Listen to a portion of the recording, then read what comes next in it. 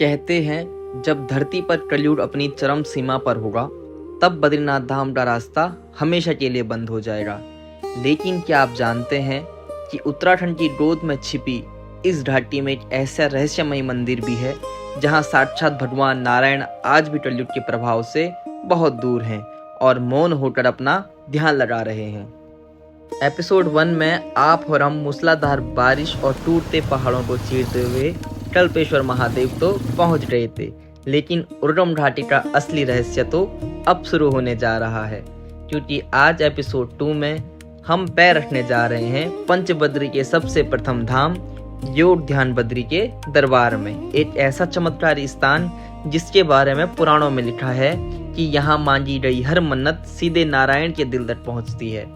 आज इस हरी भरी घाटी का वो सच आपके सामने आएगा।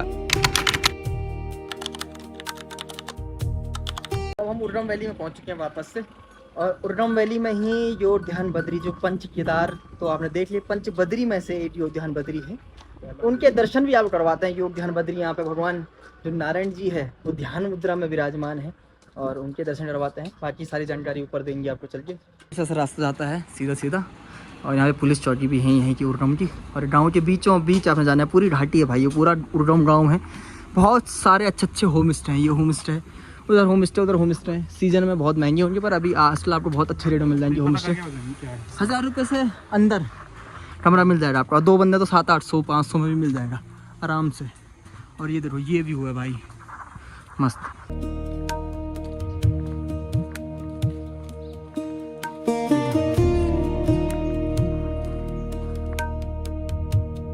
पूरा ऐसा गांव के बीचों बीच रास्ता जाता है ध्यान बद्री जी का। मंदिर का पूरा ऊपर सामने दिखेगा। पूरी गांव वाली लाइफ है यहाँ भी मस्त, और ऐसे मकान है, होम स्टे भी हैं सारे, बहुत सारे। ऐसे होते हुए गुजरेंगे आप, और ये सामने का व्यू दिख रहा है आपको पूरा बढ़िया वाला ऐसे। और यहाँ के लोग की अपनी वो डेली वाली लाइफ है, खेती बाड़ी सब कुछ जो गाँव में लाइफ होती है वो वाली है ना। बाकी दुकानें गाँव में भी हैं, इधर होम स्टे भी। देखो ये सारे होम स्टे ऊपर ऊपर जो बने, सब ने होम स्टे बनाए हैं। चलिए आगे चलते हैं।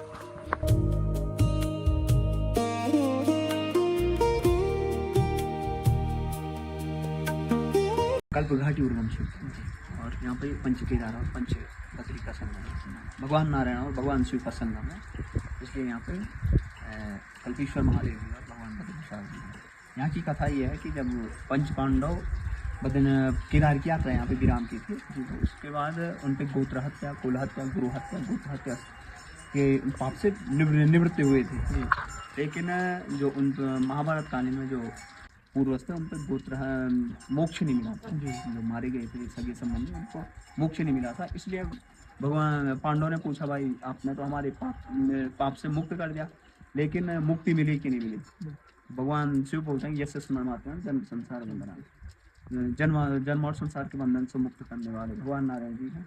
मैं भौतिक सुख को देने वाला हूँ, पाप से मुक्त करने वाला हूँ। मैंने आपके जितने पाप हैं वो नष्ट कर दिए, मैं आपसे प्रसन्न हो गया हूँ। लेकिन मुक्ति देने का अधिकार भगवान नारायण जी के पास है, बद्र विशाल जी के पास है। आपको उनका ध्यान करना पड़ेगा।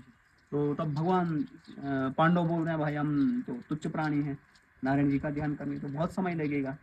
इसलिए आप यहाँ पे हमारे आज्ञा पर हमने आपको गुरुतुल्य और इष्ट माना है। तो यहाँ पे आप हमारे पूर्व के कल्याण के लिए यहाँ पे ध्यान कीजिए। इसलिए यहाँ पे शिवालय है, ध्यानेश्वर महादेव जी। यहाँ पे भगवान पांडवों के आग्रह पर भगवान शिव ने ध्यान किया था। अच्छा जी। और उसके बाद तब भगवान बद्री विशाल जी यहाँ पे दर्शन दिया। जी जी। अच्छा, तो यहाँ पे जो कहते हैं कि जो भगवान की मूर्ति है वो मोम की है, बनी हुई है कुछ? जी जी जी, ये शालिग्राम की। जी जी जी। अच्छा, नारायण जी की। और ये महीना मंदिर 12 महीने खुला रहता है। तो उर्गम घाटी में आप जब भी आए कल्पेश्वर महादेव के दर्शन के साथ यहाँ पे भगवान के दर्शन करें ध्यान बद्री के।